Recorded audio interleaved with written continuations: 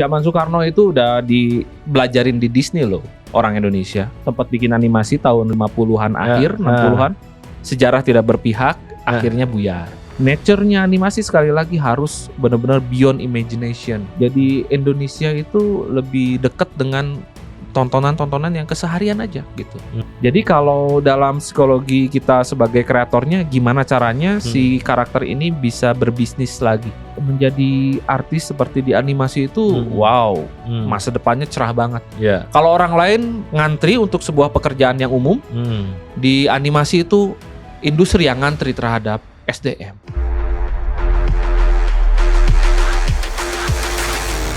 Halo sahabat OMB, obrolan Muda Jumbo.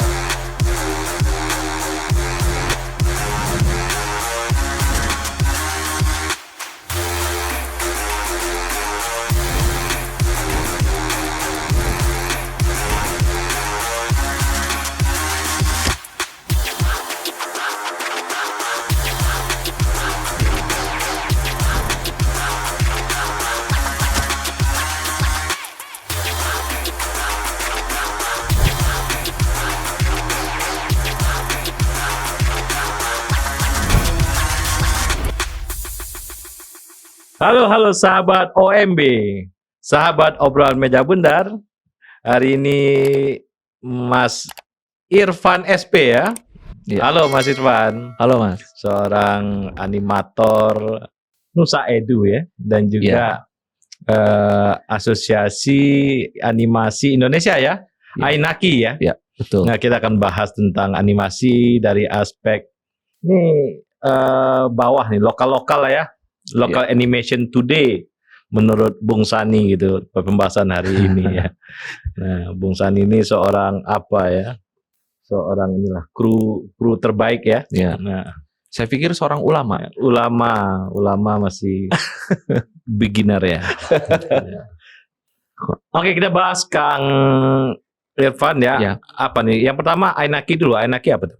Itu kalau di sepak bola itu PSSI. Wih, ngeri banget PSSI. Kalau di dunia animasi lokal itu praktisinya, pemilik studio animasinya, para orang-orang yang berkreasi di situ ngumpul, ada forum asosiasi ya, Asosiasi Animasi Dan Indonesia. Kang Irfan ini ketuanya ya. Kebetulan pengurus, deputi media. Oh, pengurusnya. Nah, ketuanya orang Bandung. Ya. Terus di dalam itu siapa aja? Stakeholdernya siapa? Stakeholder tuh pemangkunya siapa aja?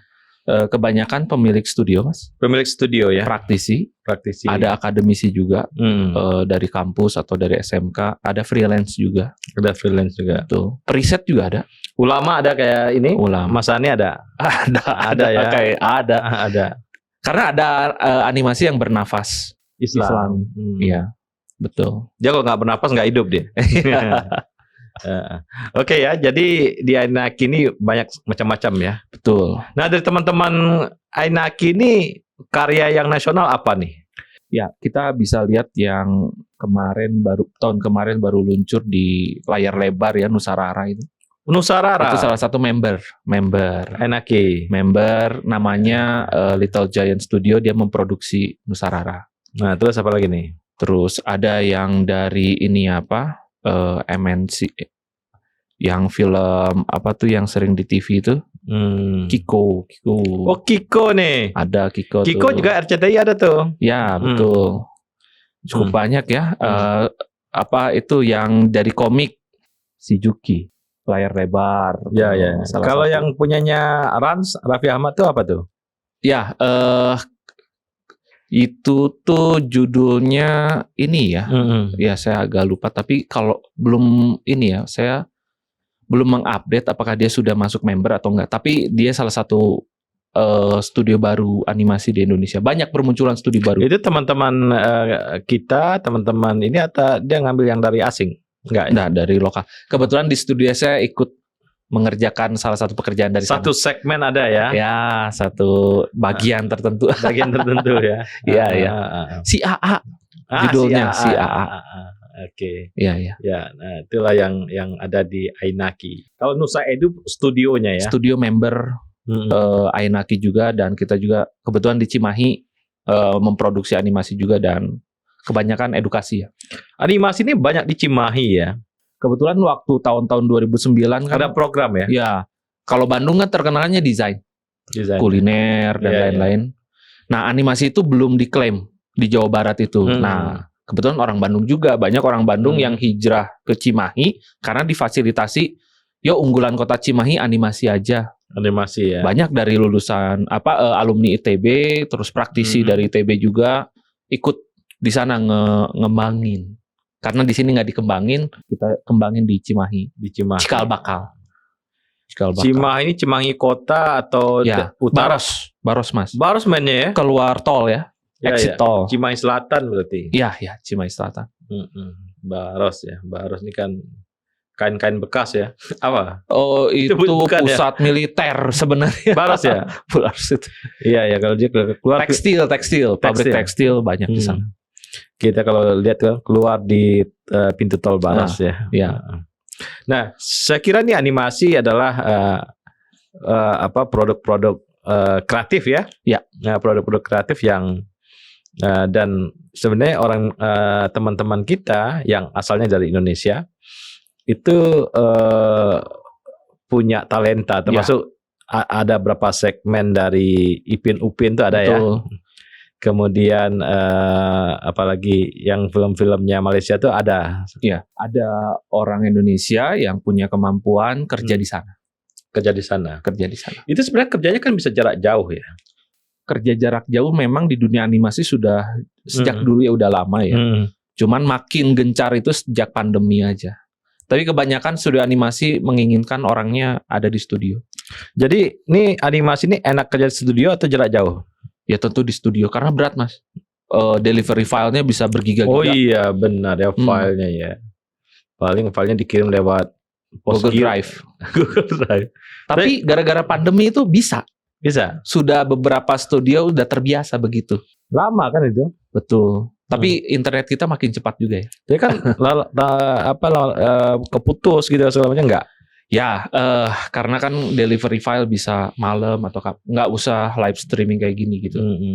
Hanya perpindahan file aja. Nah di Cimahi itu ada semacam coworking di situ, coworking space. Betul. Ada ya. Gara-gara dikembangkan itu sejak 2009 akhirnya bermunculan ada gedung, ada fasilitas. Ya. Coworking space bisa disewa-sewain, ada juga training center di namanya Cimahi Technopark. Banyak pelatihan-pelatihan animasi di situ. Festival animasi juga di situ. Ya. Saya pernah dulu riset tentang itu di Cimahi ya. Wah, kelihatannya harusnya ketemu ya. Saya suka menyamar orang. Oh, diam-diam. Saya suka gitu orang. Nah, nilainya berapa nilai uang kalau kita kira-kira deh? Project bisnis animasi ini di Indonesia? Nah, kita pernah riset, Mas. Ya. Kita pernah riset tahun 2000-an. Itu dikumpulin data-data dari mungkin 25% studio yang ada di Indonesia. Itu mencapai 1 T ya, hampir mencapai 1 T per tahun. Waktu itu ya kita per tahun ya. Tahun itu ya, tahun 2000 itu. Hampir mencapai 1 T. Sedangkan data-data di luar kontribusinya katanya baru 500 miliar something. Tapi ketika itu hampir mencapai 1 T. Oke. Ya, lumayan dari penghasilan studio ya. Ya. Titik terendahnya kapan? Tiba-tiba aduh sepi nih gitu. Nah, ini aneh banget ya. Harusnya di pandemi itu semuanya tiarap ya. Tengkurap. Iya. Nah, industri animasi ini nggak jauh beda dengan tahun-tahun sebelumnya. Iya. Ya, sejak 5 tahun ke belakang atau 10 tahun ke belakang nanjak terus, Mas. Justru ya waktu titik terendahnya waktu resesi ekonomi 99. Itu terendah ya. Itu 99 udah ada? Udah ada, malah rame sebelum itu tuh. Rame. Contohnya project internasionalnya apa dulu yang pernah jadi? Jadi anime-anime yang kita sering nonton itu termasuk Doraemon, itu backgroundnya dikerjakan di Bali. Lalu ada beberapa judul itu juga. Bali Camp berarti? Ada Timeline Studio namanya. Oke, Timeline. Bali Camp itu lebih ke IT. IT ya. Ada beberapa judul, saya agak lupa, itu dikerjakan di Jakarta. Jakarta ya. Iya, beberapa fase produksinya. Gara-gara 99 itu buyar, salah satu faktornya. Faktor ya, jadi buyar. Nah kemudian kalau kita melakukan animasi, teknologinya apa? Paling laptopnya harus bagus. Ya betul, dia mengandalkan karena digital komputer ya. Komputer. Salah satu alat yang paling diandalkan membuat animasi komputer. Tentu saja memorinya tinggi. Ini spek berapa nih coba? Ya kalau bisa sih semaksimum mungkin Core i7 ya sekarang ya. Core i9 malah sekarang. 9 ya. Memang dia harus gede di memori ya. RAM. Kalau bisa di atas 16 GB. 16 GB ya. Ya. Dan teman-teman dari skill yang ada tuh dapat dari komunitas atau dia sekolah? Kebanyakan senior-senior saya dan termasuk saya sendiri yang mungkin sekolahnya tahun 90-an otodidak. Otodidak ya. Ya, senior saya otodidak. Baru mungkin 5 tahun ke belakang 10 tahun ke belakang mulai muncul diajarkan di kampus-kampus. Karena memang animasi dibanding bidang yang lain memang terlambat diadaptasi oleh kampus ya, oleh akademik. Masih sulit, masih langka. Masih susah belajarnya. Masih susah belajarnya. Ya. Tapi tetap ada diskusi di komunitas. Ya. Nah, di forum-forum itulah mereka belajar. Belajar ya. Satu sama lain.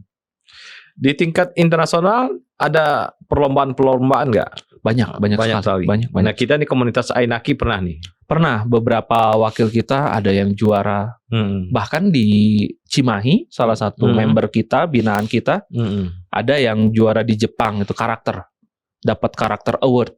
Ya, dari Ayana Studio tuh di Jepang. Apa tuh karakter award itu apa? Jadi karakter dilombakan. Karakter orang. Animasi, karakter animasi. Hasil ya.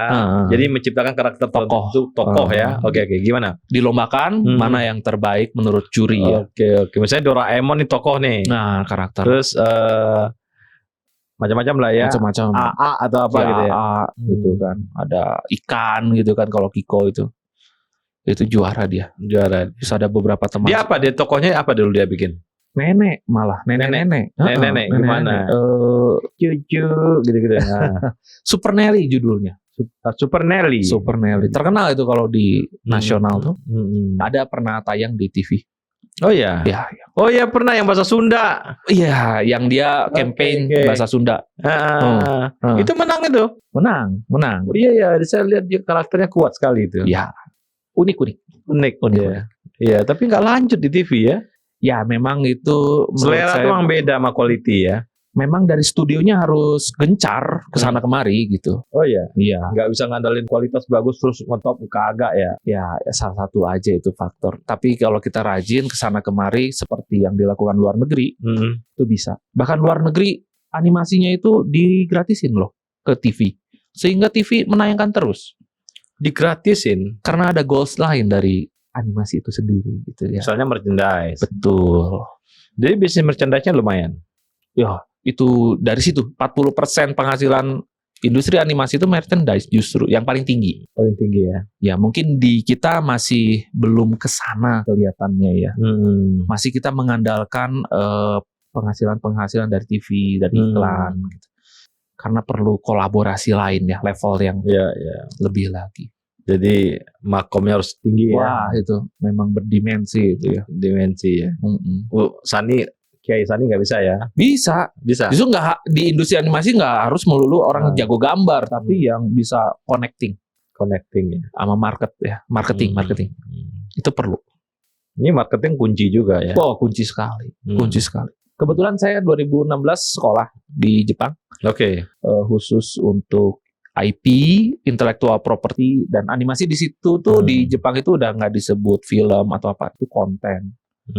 Gitu. Disitulah kita semua tercerahkan bahwa industrinya seperti itu. Dulu saya belajar nggak tahu ilmunya seperti itu. Gitu ya. Kita ada 5 orang delegasi dari Indonesia belajar bareng orang India. Itu sekitar beberapa bulan. Sebentar tapi berasa sekali. Berasa sekali. Sehingga saya berani bikin judul. Sangat mempengaruhi diri ya. Betul, dan sangat mempengaruhi bisnis. Generasi sebelum cara saya. Pandang berubah ya. Itu ngabisin duit. mainan di animasi itu habisin duit. Hmm. Bisa jadi bangkrut, bisa jadi apa karena nggak tahu ilmunya. Karena kita suka, kita bikin aja. Taunya tidak sesuai harapan. Gitu loh. Tidak diterima pasar ya. Betul, feedback penghasilannya kok tidak sesuai dengan yang dimimpikan. Ternyata banyak ilmunya, banyak sekali. Seperti itu, dan kita bersyukur bisa mensosialisasikan itu lewat asosiasi, lewat komunitas, sehingga kesalahan yang sama tidak terulang seperti itu. Belajarnya di mana? Di Studio Universal. Ya, jadi ada program pemerintah mereka, pemerintah perindustrian mereka kerjasama dan studio-studio. Jadi studionya dibawa ke gedung training center itu. Ya, ya di kota? Ya, di Tokyo. Oh, di Tokyo. Di Tokyo. Ini alumni Shibuya juga kayaknya. Ya. Sarajuku ya. Ya. Dan sampai hari ini saya Ini terus nggak kebawa Sarajukunya ya? enggak, malah habis. Habis. Gara-gara kuliah di sini justru habis ya. Harusnya warna-warni baju ya, Iya. asimetris. Betul. Tapi yang pasti hampir setiap kesempatan saya ajarin ke semua yang punya kesempatan untuk mengundang saya tuh, saya keluarin semua rahasianya gitu loh. Saya sosialisasikan. Ini kayak ini ya, pendekar Jampang nih, Jampang. Ini apa jurus-jurus dikeluarin ya? Iya, betul. Supaya banyak rame karya dari Indonesia. Karya dari Indonesia. Nah, Mas Ispan ini pernah juga mungkin berapa segmen untuk animasi Somat ya. Ya, Ini cerita menarik bagi sahabat-sahabat OMB ini. Somat ini gimana sih produksinya? Nah, ini cerita coba Kang kira. ya tahun 2011-an 2012. Ketika kita sibuk mengembangkan animasi di Cimahi kan, orang-orang dari berbagai tempat belajar di situ kan, jadi banyak orang yang belajar animasi. Ada investor datang ke Cimahi, membukalah gitulah studio animasi, Dreamtune namanya, Dreamtune. Dan saat itu pertama kali memproduksi Keluarga Somat. Kebetulan saya koordinator produksinya, Mas. Oke. Jadi mengatur teman-teman dan alumni di situ, SDM di situ terserap langsung di situ. Jadi memang produksi animasi saat itu cepat banget, Mas. Seminggu harus 1 episode. Harus beres 1 episode. Itu benar-benar 1 episode berapa menit? 30 menit? 12-11 menit. Oh, karena ada iklan ya? Iya. Seperti itu. Jadi teman-teman itu belajar sambil mempraktekkan ya, karena kan ini kayak sinetron ya. Persis. Produksinya Keluarga Somat itu khas seperti sinetron, secepat itu. Secepat ya. Bisa dilihat kan, di compare hasilnya ya, yang lama. Yang Somat jatuh di sawah ya gitulah ya. Masih banyak kelemahannya seperti itu. Dibandingkan yang sekarang tuh jauh. Cuman memang tapi Somat saya lihat karakter kuat ya. Betul. Nah, karakternya oke nih. Dibandingin AA gitu. Betul. Saya nggak nyangka ketika saya tur ke berbagai kota, saya pikir udah lupa ya. Karena kan hari ini animasi Indonesia bagus. Ternyata mereka masih ingat. Ya. Ternyata kekuatan cerita di situ ya memang. Ketika kualitas visual tidak bisa dikejar, cerita mungkin jadi penolong selanjutnya. Iya. Ya, itu rumus yang sebenarnya. Nah, cerita dulu produksi Somat belum nih? Ini geser-geser nih. Cerita gimana? Awalnya gimana? Iya, mempersiapkan Somat itu bisa ngabisin pertama kali aja, praproduksinya aja 3-4 bulan belum mulai. Saking itu apa yang dibahas itu? Ceritanya, storyboardnya, desain karakternya, itu bolak-balik kan, approval. Ternyata nggak dari dari si produser, dari produser ke tim kreatif ke sutradara itu membutuhkan waktu sampai 6 bulan mungkin. Iya. Sedangkan kan produksi ketika sudah berjalan, sudah itu lewat. Kontrak udah jalan. Berarti udah dibayar. Ya bulanan seperti biasa, gajian gitu. Saya takutnya bolak-balik gak dibayar. Itu penulisnya dari Semarang kalau nggak salah. Dari Semarang. Ide ceritanya ya? Iya betul. Jadi di post productionnya di Jakarta. Gitu. Kita produksinya itu cukup lama di awal. Tapi ketika sudah berjalan sih seminggu 1 episode, bisa seminggu 1 episode. Itu kalau nggak salah ya di studio itu ada sekitar 15-20 orang yang memproduksi itu. Gitu. Nah, animatornya skill umumnya sama lah ya, standar ya skill ya. Ya, di saat itu sih ya masih standar lah. Belum gimana-gimana gitu ya. Nah, karakternya misalnya Somat sih ini pegang sini, ini pegang di sini enggak digabung. Ya, ada divisi. ada modeler di situ. Jadi gimana nih pembagian kerjanya gimana? Coba. Jadi si karakter itu didesain oleh hand drawing dulu dong. Hand Dua drawing dulu. dimensi. Ada itu lead karakter desainernya, senior banget itu. Bikin berapa set gitu kan. Setelah di approval, barulah masuk ke tim 3D modeler. Dibuatlah modelingnya satu-satu. Kan rumah dibuat, karakter dibuat, di situ lamanya. Ketika semuanya sudah selesai, barulah di situ bisa cepat kan, tinggal reuse. Betul. Nah, setiap episode ada cerita. Betul. Jadi ketika naskah datang, lalu dieksekusi oleh storyboard ya, membuat storyboard dulu panel ke panel, sambil dikerjakan diproduksi tuh gerakan-gerakannya. Oh iya. Tata letaknya. Itu ini dong paralel ya? Hampir paralel. Kan kita harusnya cerita udah beres dulu, lalu Harusnya storyboard. gitu kan. Nah, ini enggak itu baru. Ini ya untuk mengakali ya, biar seminggu story-nya harus store ya. Store. Di render itu hari Jumat, Kamis Jumat baru. Itu berapa tera itu kalau di render? Ya bisa ngabisin 1 tera sendirian satu episode. Nanti ini lagi diturunin lagi enggak?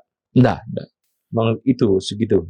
Nanti memang proses selanjutnya di Jakarta. Saya kurang tahu gimana, tapi menurut saya sih pastinya ya ada penyesuaian format dengan TV. Pastinya enggak segitu gede, nanti mungkin jadi delay ya. Iya. Pasti ada penyesuaian di TV. Iya. Yang paling seru sebenarnya pas Somat dipanggil ke istana ya. Nah, itu dari Cimahi itu udah beda itu. Itu udah tim dari Jakarta. Udah tim di Jakarta ya. Yang awal-awalnya apa ceritanya? Yang awal-awal ceritanya ya itu kan family ya, tentang sketsa kehidupan sehari-hari. Ada di Biina atau apapun gitu ya. Jadi masih aura sinetronnya masih banyak. Masih banyak ya. Karena investornya memang produsen sinetron. Jadi kalau kita lihat animasi ini kayaknya ada genre-genrenya. Betul. Nah, kalau Somat realis nih. Ya, kehidupan sehari-hari. Nah, Kang Irfan coba cerita genre-genre kan kalau Jepang beda lagi kalau Iya. Kalau Doraemon itu kan ini ya, slice of life sama seperti keluarga Somat, tapi dia lebih ke fantasi. Karena ada ruang waktu di situ. Ada horor juga. Ya, horor di YouTube banyaknya. Kalau di TV harus ramah anak-anak. Jadi kebanyakan adventure komedi. Tentu saja nature-nya animasi kalau mau laku harus ada komedi di situ. Harus ada komedi. Harus ada Somat banyak komedinya. Ya, seperti itu. AA juga ada dikit lah. Ya. Kalau animasi serius itu jarang ya. Yang membuat kita mikir gitu. Jarang sekali. Jarang. Dulu ada animasi awal yang yang zaman-zaman sebelum tahun 90-an, 99 ada animasi yang dibikin yang main layangan itu loh, apa sih namanya, lupa saya. Denko bukan ya? Bukan Denko. Nah, itu masih hitam, mungkin TV-nya hitam putih ya itu. Oh, wow, itu tahun berapa ya? Nah, itu udah ada animasi juga. Kan sebelumnya si Unyil kan. Si Unyil Papet kan. Habis itu ada animasi ini. Tapi itu nggak bertahan lama juga. Hello Heli kalau nggak salah tuh. Terus ada, ya memang Indonesia baru di awal 90-an ya bisa tayangnya. Dan kita lawannya kan animasi luar kan. Langsung Jepang ya. Langsung luar. Scooby-Doo animasi nggak? Betul. 2 dimensi itu. Betul, 2 dimensi. Animasinya ada 2 dimensi, ada 3 dimensi. Ya, secara teknis ada animasi stop motion, ada animasi 2 dimensi, ada animasi 3 dimensi. Ada campuran. Ya, seperti kalau stop motion itu film-film apa ya, kayak boneka digerakin gitu. Nah, kalau di yang sekarang udah 3 dimensi semua. Indonesia tuh populernya 3 dimensi. Indonesia ya. Lokalnya di luar malah enggak. Kalau di luar kebanyakan kan anime 2 dimensi semua. Hampir 2 dimensi. Iya. Kenapa? Biar produksi lebih ringan atau apa? Saya sih kurang tahu persisnya, tapi animasi 3D ini bagi Indonesia tuh lebih mudah dilakukan ya, karena teknis komputer banget. Sedangkan animasi 2 dimensi kekuatan ini crafting tangan ya. Itu tangan malah. Bahkan dirasa lebih sulit ya tangan itu. Begitu. Ada animasi yang domba-domba. Shaun the Sheep itu stop motion. kategorinya. Stop motion ya. Shaun the Sheep. Dan ada yang di TV MNC TV juga yang bapak-bapak Jawa juga ini juga domba-domba juga lupa saya. Tapi lokal itu. Lokal. Dulu ada Kukurokyu, Songorubu, pernah tayang, itu bagus-bagus. Bagus ya. Dan walaupun dari segi animasi gerakannya simpel-simpel saja, Ya. tapi ide ceritanya menarik. Ide ceritanya menarik ya. Nah, Nusa Dua itu Nusa Edu. Nusa Edu ya. Bukan yang Nusa Rara. Nusa Rara itu juga bagus loh itu. Oh, Ya. bagus banget. Kebetulan itu salah satu praktisi senior, udah malang melintang pengalamannya. Studionya diisi oleh animator-animator top ya, top Itu Indonesia. Cinema Picture bukan? Beda. Little Giant sih. Little Giant, tapi grupnya sama Cinema itu ya. Beda menurut saya. Beda ya. Beda. Yang orang Manado itu bukan? Bukan. Setahu saya Jakarta ya. Jakarta ya. Nah, itu bagus itu. Kualitas tinggi itu. Dan juga kadang meneropong dari perspektif religius itu juga Ya. menarik ya. Betul. Ada juga yang selain Nusa Rara ada yang religius juga. Kalau di Malaysia ada Omar Hana ya. Omar Hana itu ya. Iya. Oh, ada Rico. Yang ada ada. Iya, Rico. Itu gimana? Itu menarik nggak sih itu? Ya tentu saja pasar Indonesia Muslim kan. Muslim segmennya kuat ya. Ya kalau ingin banyak ditonton dan ingin berhasil ya kenapa kita pakai segmen yang lain? Pakai itu ya. Terlebih lagi kita kan butuh dakwah ya, yang soft terhadap anak tentang Islam itu sendiri. Menurut saya sih perlu banyak yang seperti itu ya. Nah, Mas Irfan, Ya. Bobo ini kan pisah sama Ipin Upin ya. Ya. Ini gimana ceritanya dia? Ya memang Biasalah begitu ya. ya persisnya pasti nggak tahu, tapi banyak yang bilang ini sebagian tim produksinya dulu itu di Upin Ipin, begitu yang saya tahu.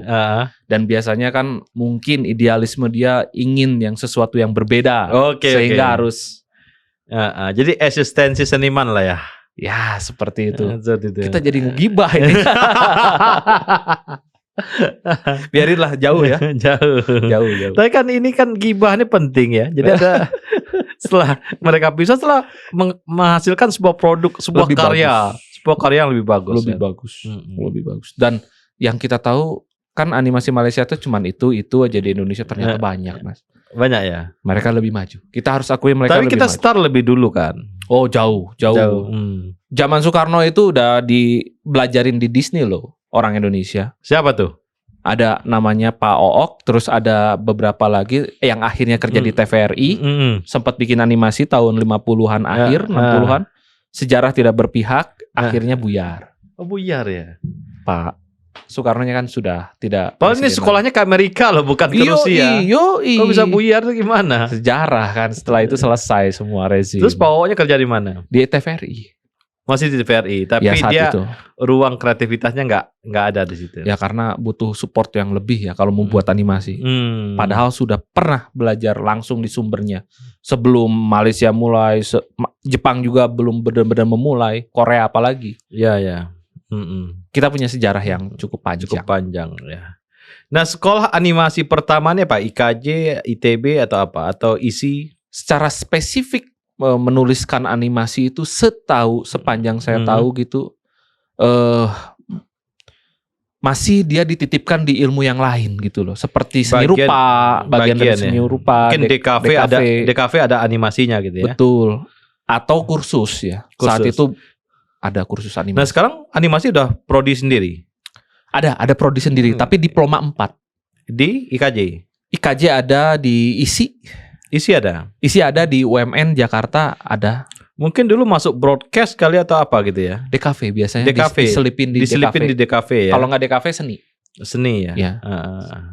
Dan sampai sekarang nih animator Indonesia yang paling top siapa? Cukup banyak ya. Kebetulan sempat saya ketemu juga beberapa. Ada Roni Gani. Dia pernah terlibat ya. Apa karya Roni Gani ini apa nih? Transformer itu dia pernah terlibat Transformer ya? Yang 3D itu. Terus ada Andre Surya, Iron Man, terlibat di Iron Man. Terus ada ini Tintin, itu ada perempuan Rini Sugianto. Hmm. Yang paling spektakuler itu ini Griselda di film Frozen ya. Karakter developmentnya Frozen. Oke. Dan ketika saya tanya, Mas di luar negeri itu banyak gak sih orang Indonesia? Banyak katanya. Banyak ya. Nggak kelihatan aja, nggak kedata gitu. Pinion ya. Minion. Minion. Itu sutradaranya Darah Indonesia. Darah Indonesia, itu orang Prancis ya. Anaknya sastrawan Dini ya, Erdini ya. NH Dini. Iya. Ya, itu ada nggak kita lihat dari karya itu dia terpengaruh oleh kultur Indonesianya? Mata Satu itu apa? Bahasa malah yang dia populerkan. Ada bahasa-bahasa Indonesia yang dimasukin ke bahasa Minion. Apa beberapa frase saya agak lupa. Tapi ada memang sempat viral gitu. Bahasa-bahasa itu. Itu pasti itu titipan itu. Kan bahasa Minion tuh aneh kan. Tapi dia tidak berbahasa itu saya lihat. Tapi ada diksi ya Indonesia. Diksi Indonesia masuk ya. Masuk ada beberapa kata. Dan ada juga saya lihat yang modelnya yang kelinci-kelinci yang enggak itu apa tuh? Lupa saya judulnya. Itu luar negeri juga. Ya, luar negeri. Artinya genre-genre luar tuh aneh-aneh. Betul, fantasi sekali. Animasi kan begitu, berbeda dengan film live, terlalu serius gitu kan, realis. Animasi itu bertolak belakangnya fantasi, gitu kan. Itu yang otak kita pengen kan, sesuatu yang nggak mungkin. Kenapa medium itu jadi laku dan mudah diterima. Seperti itu. Nah, kalau kita ini ya, kan yang suka di review, wah ini jago banget dunia nih, apa yang filmnya apa produknya lah. Dari Indonesia atau dari luar? Dari luar. Animasi. Animasi yang paling yang paling ya istilahnya box office dan terbaik ya baru Avatar kan. Oh, Avatar. Avatar yang 10 tahun lalu dan yang sekarang hits terus. Hits terus itu. Dan menggunakan teknologi yang paling canggih. Dia canggih dia. Canggih. Dia produksinya mahal ya, pasti. Iya. Avatar ya. Avatar. Termahal ya, penghasilan tertinggi. Ya. Tuh. Avatar nih apa? Ini studionya? Dia produsernya dibuat oleh James Cameron. Yang bikin Titanic malah dia tuh. Iya kan? Dia 10 tahun, 14 tahun dia bikin itu. Tapi orang luarnya kreasi dahsyat-dahsyat ya. Wah, dahsyat. Udah membudaya kelihatannya animasi itu. Seperti di Jepang juga jadi budaya kan komik animasi. Nah, di Indonesia Nusarara ya. Ya, Nusarara. Itu semacam kalau menurut saya menjadi standar kalau mau animasi Indonesia disebut bagus gitu ya. Standarnya Nusarara. Nusarara ya. Iya, pendapat saya sih. Nah, karakter itu supaya dia solid di film tuh butuh berapa orang? Misalnya ada Nusa, ada Rara, ada teman-temannya atau ya. Itu kalau di istilah filmnya, dunia film tuh ada hero, ada heroin, ada sidekick, ada mentor, ada antagonis. Ya, coba 5. Jelasin satu-satu. Ya, hero kan karakter utamanya. Biasanya heroin itu ceweknya, pasangannya. Ada ceweknya. Ya, pasangannya. Terus ada sidekick itu yang lucu-lucu lah, yang nyeleneh-nyeleneh, yang aneh-aneh. Terus ada mentor, biasanya gurunya atau yang wisdom. Terus pastinya harus ada yang bertolak belakang ya, antagonis ya. Antagonis ya. Musuhnya. Supaya ada dramanya ya. Kayak Bobo kan ada musuhnya ya. Makanya terkenal di Indonesia rumus 4 sekawan kan. Udah minimal 4 lah kalau bikin karakter itu. 4 sekawan. Tuh jadi nih barang. Jadi. 4 sekawan. Nah, kalau ide apa? Ide yang kesehari-hari atau yang imajinatif? Kalau kita lihat di luar sangat imajinatif. Kalau yang di Indonesia, kalau kita belajar dari Nusarara, ternyata keseharian itu demanding ya. Demanding ya. Jadi Indonesia itu lebih dekat dengan tontonan-tontonan yang keseharian aja gitu. Kan udah dibuktikan di beberapa judul. Somat ya. Somat. Nusarara, Riko, terus Nusarara gitu kan. Malah diselipkan dengan pengajian-pengajian. Iya. Fabel kan sangat jarang ya, fabel gitu. Iya, binatang nggak ada ya, jarang ya. Ya itu terakhir Kukurokyo itu. Mudah-mudahan sih nanti lebih banyak lagi. Ya. Iya, ya aneh juga tuh. Berarti emang di Indonesia tuh ya lucu-lucu sehari-hari, lucu-lucunya Surabaya, lucu-lucunya karena kita Jakarta. banyak material ya. Ya Malaysia pun kan slice of life sebenarnya awal-awalnya Upin Ipin rame. Gitu. Yang Pak Aji itu apa ya? Lupa saya. Aji Saka kali ya. Bukan. Jadi si Deddy Mizwar ada karakternya situ, Habibie ada karakternya di situ. Oh, itu film ini apa yang di Jakarta itu? Itu Somad, bukan? Bukan. Dia nama karakter ya. Adi Sopo Jarwo. Sopo Jarwo. Slice of life juga kan, keseharian. Sopo Jarwo itu seru tuh. Adi Sopo Jarwo juga. Nah, Sopo Jarwo ini banyak orangnya saya lihat. Iya kan? Banyak dia. Banyak. Satu RT itu ada. Ansipnya ada, ininya ada, ini semua ada. Kalau mau ngikuti rumus tadi merchandising kan jadinya banyak pilihan kan. Banyak pilihan. Makin banyak karakter, makin jualan. Makin ada banyak. karakter, cara jalan ansipnya. Lucu ya. Terus tiba-tiba ada Habibie di situ. Ya, tokoh bangsa. Saya suka karakter anak-anaknya. Wow, ada yang gemuk ya. Ada yang gemuk, ada yang Adit, Sopo, Jarwo, apa sih? Itu juga menarik. Ada yang karakternya etnisnya ada dari Sunda, dari macam-macam, ada Batak segala macam. Kayaknya lebih mahal kali ya bikinnya. Ya, average. Dia akan lebih mahal gitu ya. Makin banyak karakter, makin detail. Detail ya. Dan ada juga yang dulu Jakarta TV, Jack TV juga ada, saya lupa apa namanya. Iya. Nah, mereka juga bikin. Nah, ke depan nih Indonesia ini yang keseharian tadi kan tidak imajinatif nih, sehari-hari aja ya, lucu-lucu sehari-hari. Iya. Dan itu semua dunia lawak Indonesia juga gitu. Iya. Ya kurang, yang imajinatifnya nggak masuk, yang beda sama luar kan. Sama luar kalau dia tidak imajinatif orang nggak suka kan. Iya. Yang tadi yang paling tinggi apa tadi? Yang Avatar kan imajinatif. Wah, imajinatif sekali. Imajinatif. Malah di Indonesia yang tadi itu nggak masuk. Ada peluang nggak kita yang masuk ke imajinatif? Justru kan seperti step ini. Untuk imajinatif itu udah pasti ada di dalamnya ya. Cuman mau lebih dalam, lebih ekstrim atau gimana. Kita masih hati-hati. Masih melihat pasar. Tapi kalau mau go global ya harus seperti Avatar. Jadi kalau mau mainnya hanya di Indonesia atau Asia ya, Melayu, ya seperti itu cukup. Tapi kita belajar dari Bobo Boy, itu kan imajinatif sekali. Keluar angkasa. Dan nature-nya animasi sekali lagi harus benar-benar beyond imagination.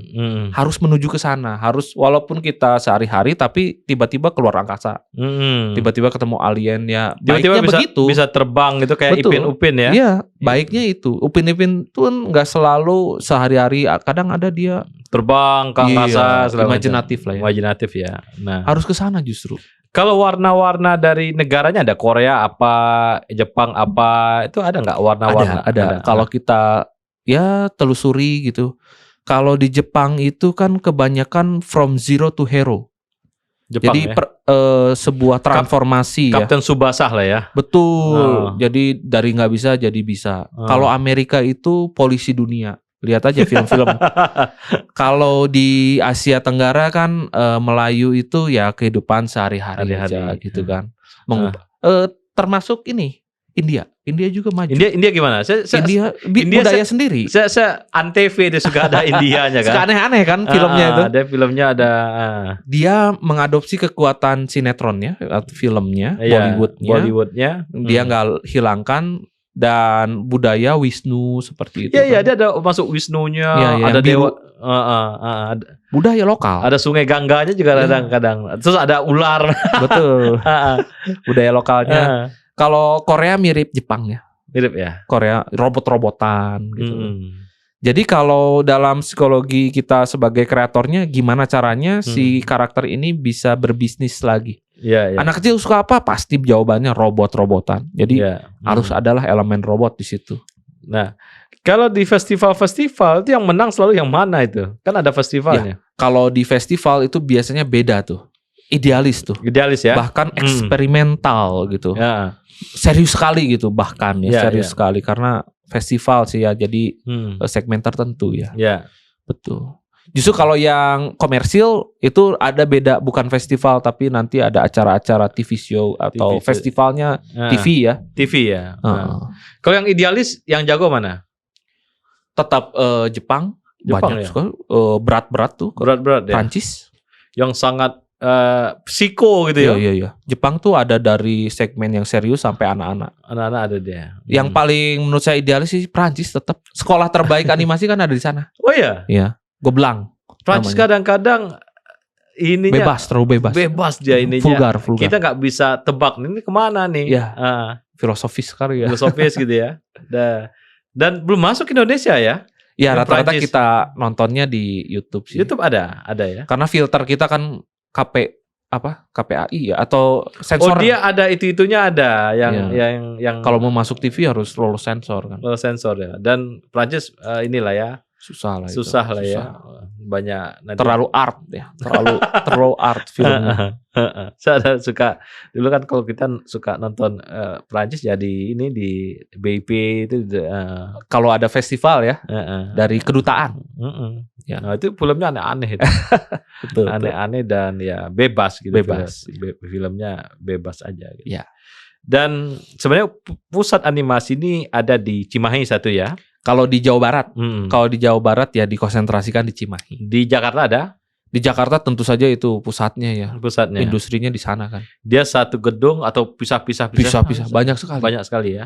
Studio terbanyak di Indonesia ada di Jakarta. Jakarta. Jakarta sekitar. Dari segi ekonomi jalan itu jalan. Jalan sekali. Mm-mm. Nah, ada yang ya kita sebagian awam hanya taunya animasi itu ya animasi ya. Mm-mm. Tapi di live shoot tuh banyak animasinya. Oh, Yang disebut visual effect.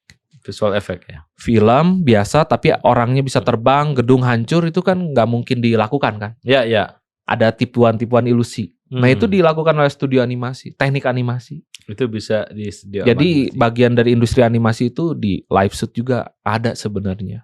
Orang-orang animasi juga yang ngerjain. Wiro Sableng ya, keluar efek apa kebakaran gitu ya. Itu orang animasi yang animasi. ngerjain. Kalau iklan, Apalagi iklan. Itu pasti animasi itu disentuh banyak terlibat ya. Karena kan aneh-aneh kan. ya. Tiba-tiba ada orang lari-lari di stadion padahal kan nggak mungkin kita syuting dengan stadion orang yang penuh. Atau Itu tipuan semua. orang ngobrol antara dirinya dan dirinya gitu. Ada duplikasi. Ya. Itu namanya animasi. Animasi itu sebelum masuk secara utuh sebagai animasi di TV kebanyakan iklan justru. Malah iklan. Karena kan pendek. Ya. Jadi lebih murah ya. Ah. Pendek-pendek gitu. Dia masuk di iklan dan Iklan. apakah iklan animasi lebih menarik dari iklan yang tidak animasi? Ya jelas. Karena kan bisa menyuguhkan visual yang nggak akan nyangka lah. Nggak nyangka Nggak ya. nyangka. Kalau dilakukan normal syuting itu pasti lebih gede budgetnya lagi. Tadi ada di Jakarta, ada di Bandung, di Bali ada juga. Bali ada studio internasional di Bali. Nah, anak-anak Cimahi banyak kerja di Bali. Kebetulan saya suka main ke sana, suka ketemu gitu. Iya. Brownback Bali namanya. Bali. Investornya asing. Asing, Irlandia. Irlandia. Irlandia. Iya. Yang mungkin yang gede-gede kali ya. Nah, kita masuk ke game. Game ini gimana? Nah, game 2009 tuh belum rame game kan Mas. Tadi Agate aja baru mulai game. Agate ya. Agate masih naik motor tuh saya ingat. Saya boncengan sama dia. Sama siapa namanya tadi? Arif. Mas Arif. Arif ini kan ada Cina mukanya kan. Iya, orang Bali. Oh, Bali tuh. Bali. Saya bonceng sama dia nih, gini banget nih Agate ya. Jadi hebat. Ya, pionir. Sekaligus sekarang major player ya di game ya. Nah, game itu termasuk studio atau industri yang membutuhkan banyak tenaga animasi. Ya kan isinya animasi. Iya. Cuman ada programming di situ. Ada programming di situ. Dan sekali industrinya melesat, wah hebat sekali game, melesat sekali sekarang. Nah, Agate udah di Sumarekon sekarang ya. Sumarekon. Itu udah berapa yang kerja di situ? Setahu saya, waktu kemarin kan sempat ada seminar ke sana, saya tanya-tanya tuh ada 100-200 orang. Wow. Iya. Tapi investor luar juga tetap. Ya, yang saya baca sih ada investor dari luar. Dari luar. Di Ya? invest. Shenzhen apa tadi? Tencent ya. Tencent. Ya. Dan internasional kan sekarang jadi Ya, studio ya, internasional, ya, Agate ya. internasional. Berarti sebenarnya talent kita oke ya. Oke, nggak kalah gitu. Nggak Tapi kalah. kenapa investor lokal belum masuk ya? Kesempatan menurut saya. Jadi kita tuh butuh try and error sebanyak mungkin. Sedangkan yang mau menginvest kita belum banyak, sehingga nama kita belum terdengar. Sedangkan investor luar kan harus lihat dulu dia juara nggak di Indonesianya, di tuan rumahnya. Kalau juara ya dia berani invest, karena gede uangnya. Orang luar tuh berani ya? Berani Dia main berapa gede-gedean tuh berani. Berani, karena impactnya gede. Ya? Returnnya nanti bakal gede banget. Bakal ya, dia yakin lah. Gitu. Iya. Yang lokal-lokal kagak yakin ya. Belum ya, mungkin perlu ada contoh ya yang bisa menggambarkan ini berhasil loh. Konglo kita udah masuk belum? Sudah mulai. Siapa? Contohnya Jarum udah masuk.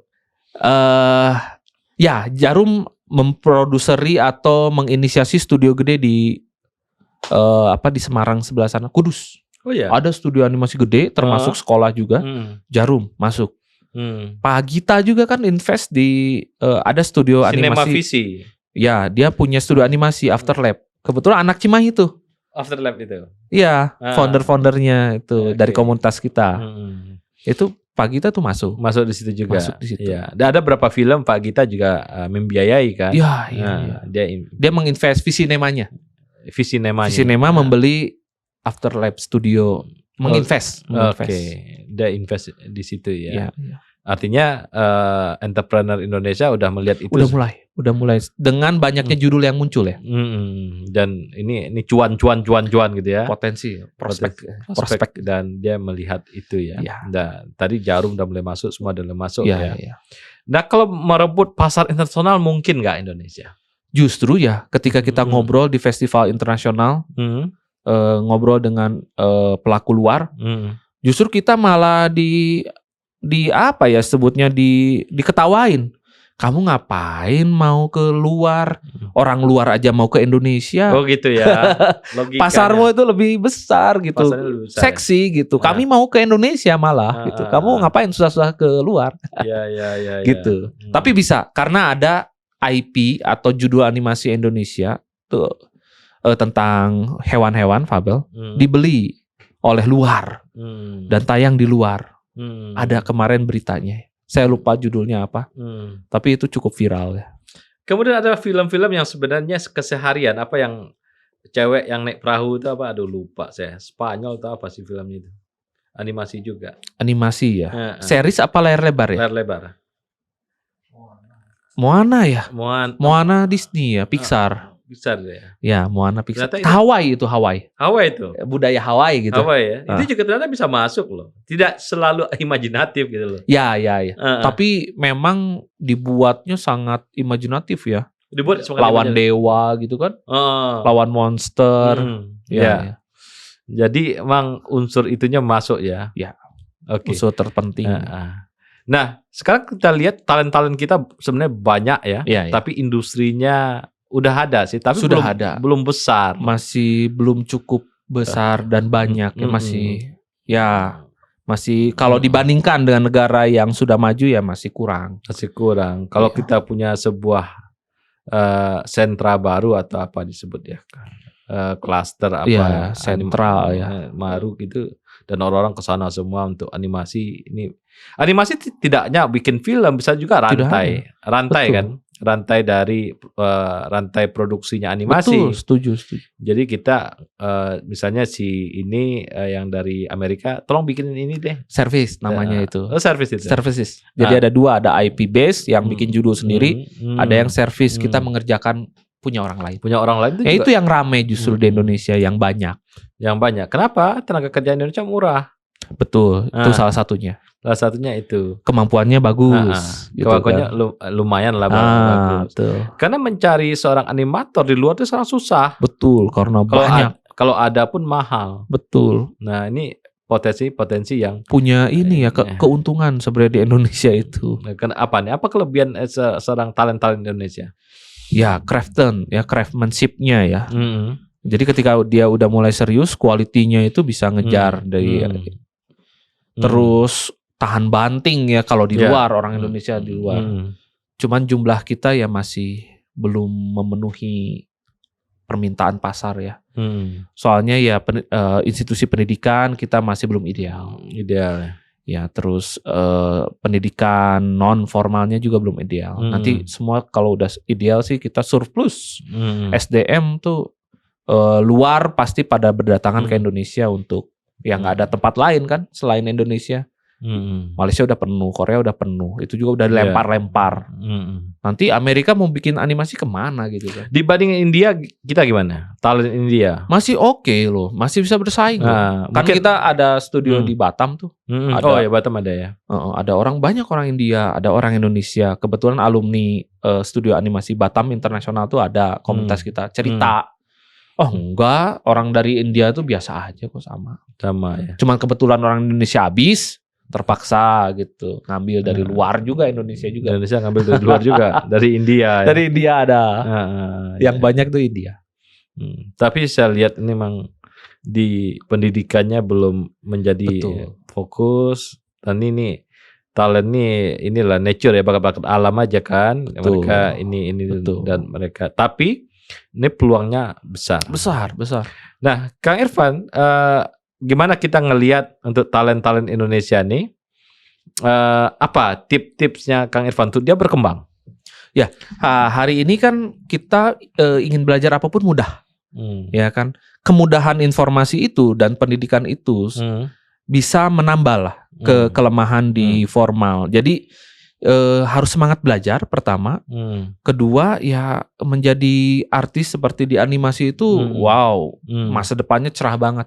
Kalau orang lain ngantri untuk sebuah pekerjaan yang umum, di animasi itu industri yang ngantri terhadap SDM ya. Jadi nggak susah kerja lah gitu, nggak susah lah. Dan bisa ini ya, waktu bebas ya. Betul ya kalau mau jadi freelance gitu bisa, mau kerja bisa dengan bebas ya, mau pakai pakaian apapun, kadang juga jam kerja bisa kapanpun.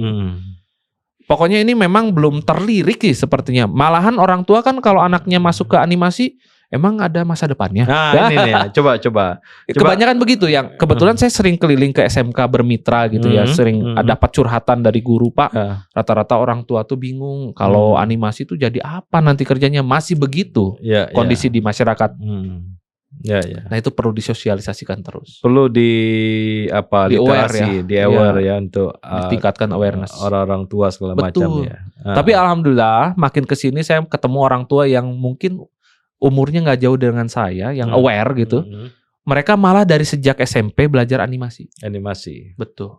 Ini kan animasi, IT, musik gitu ya. Kerja-kerja kreatif ini kan luar biasa sebenarnya untuk. Wow. Makanya Bandung sempat jadi Creative City ya. Ya. Oleh British Council ya. Betul. Sampai sekarang sih memang masih jadi kota kreatif. Itu kenapa Cimahi pengen ikut juga jadi kota kreatif. Cuman apa ya? Oh ya udah animasi gitu ya. Nah, apa nih project kawan-kawan di Ainaki yang lagi berlangsung sekarang yang nanti ini akan luar biasa, akan meledak nih. Pertama kita membantu para praktisi ya, menghubungkan satu sama lain. Ketika ada satu perusahaan yang overload, itu kan diinformasikan supaya tidak sampai gagal atau menolak proyek gitu ya. Kita membantu praktisi-praktisi pameran di luar. Terakhir kita baru menyelesaikan kerjasama dan kementerian pendidikan, terutama sastra kan banyak ini ya, cerita rakyat. Cerita rakyat itu diproduksi oleh berbagai kampus dan SMK, lalu didampingi oleh praktisi, termasuk saya. Jadi praktisi industri menjadi direkturnya, penulisnya, sutradaranya, secara online. Itu menghasilkan 32 animasi pendek selama tahun 2022, dan nanti mungkin ditayangkan. Ada 32 cerita daerah yang dibuat animasi. Cerita pendek daerah akan dijadikan animasi. Saya udah melihat berapa CD-CD. Nah, itu ada kan? Nah, nanti ini versi terbaru, belum ditayangkan. Nanti mungkin beberapa bulan ke depan. Baru beres kemarin soalnya. Oh gitu ya. Selama setengah tahun. Berapa cerita? 32 ya? 32 cerita. Dan itu katanya akan terus digalakan gitu. Produksi gabungan.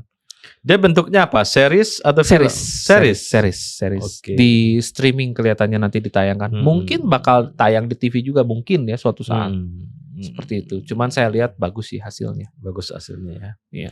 Oke, sahabat OMB, ini Kang Irfan panjang lebar ya menceritakan animasi, dan bagi sahabat OMB yang tertarik gitu ya dan insight, nanti cari-cari deh ya, Irfan SP gitu ya, Nusa Edu, Ainaki. Ya, itu dia nanti muncul tuh. Ya, yang minat terhadap animasi mau tanya-tanya silahkan. Silakan ya. Mau belajar silahkan. Ya, ini kita open nih. Open. Open education lah. Ya.